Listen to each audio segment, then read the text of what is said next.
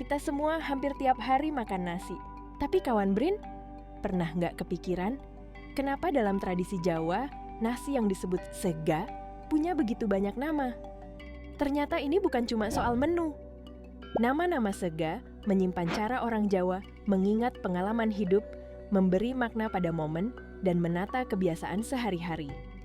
Di episode Belajar Bersama Priset kali ini, kita membahas riset Brin tentang varian penamaan sega dalam tradisi kuliner masyarakat Jawa dan bagaimana bahasa menyimpan nilai budaya. Saya Wiwin Erni Siti Nurlina dari Pusat Riset Bahasa, Sastra, dan Komunitas Brin akan mengajak kawan Brin melihat lewat sepiring nasi, kita bisa membaca nilai, kebiasaan, bahkan cara pandang hidup suatu masyarakat. Dalam budaya Jawa, sega bukan sekadar makanan pokok. Ia hadir dalam banyak konteks, dari keseharian di rumah hingga momen sosial dan ritual seperti selamatan, kenduri, atau tradisi keluarga. Karena itu, sega sering dibedakan lewat cara penyajian, lauk pendamping, cara memasak, bahkan situasi sosialnya. Dari situlah nama-nama sega lahir. Penamaan ini penting karena bahasa bukan hanya alat komunikasi, tetapi juga arsip pengetahuan.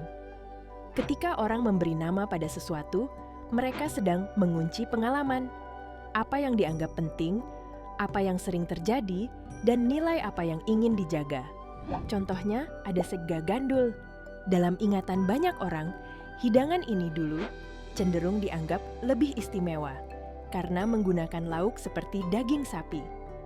Di sini, nama makanan bisa memberi petunjuk tentang status, ketersediaan bahan, dan cara masyarakat menilai kemewahan pada masanya.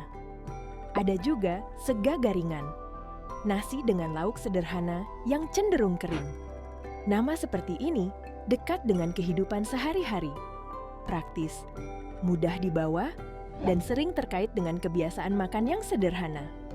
Dari penamaan, kita bisa menangkap nilai tentang kecukupan dan cara bertahan dalam ritme hidup harian. Lalu, ada sega wadang, nasi sisa yang dipanaskan kembali. Yang menarik, praktik mengolah kembali ini menunjukkan satu hal. Dalam tradisi, keterbatasan sering melahirkan kebijaksanaan, termasuk budaya tidak membuang makanan. Selain itu, ada kelebihan lain dari sega wadang. Dokter menyarankannya untuk dikonsumsi oleh para penderita diabetes. Hal ini dikarenakan sega wadang belum basi dan kadar karbohidratnya rendah. Di masa kini, praktik semacam ini kadang dibaca ulang dalam konteks kesehatan dan pola makan, meski tentu tetap bergantung pada cara pengolahan dan porsinya. Sebagian nama sega juga lahir dari cara makan dan cara berbagi. Misalnya sega wiwit atau sega kembul, yang disajikan untuk dimakan bersama. Ini menegaskan satu nilai penting.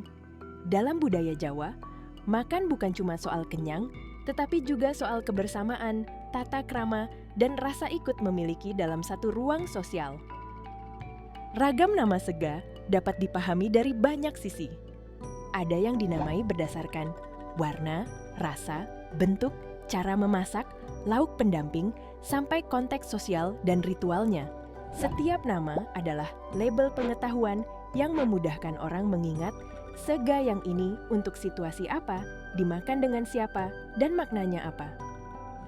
Dari sini kita belajar, budaya sering tersembunyi dalam hal-hal yang paling dekat dengan keseharian kita. Lewat sepiring sega, kita membaca bagaimana masyarakat mengolah pengalaman menjadi kebiasaan dan kebiasaan menjadi identitas.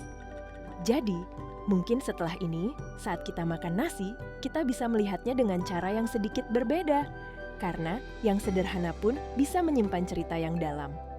Kawan Brin, kalau di daerah kamu, nasi punya nama atau tradisi penyajian yang khas nggak? Sampai jumpa di episode Belajar Bersama Priset berikutnya.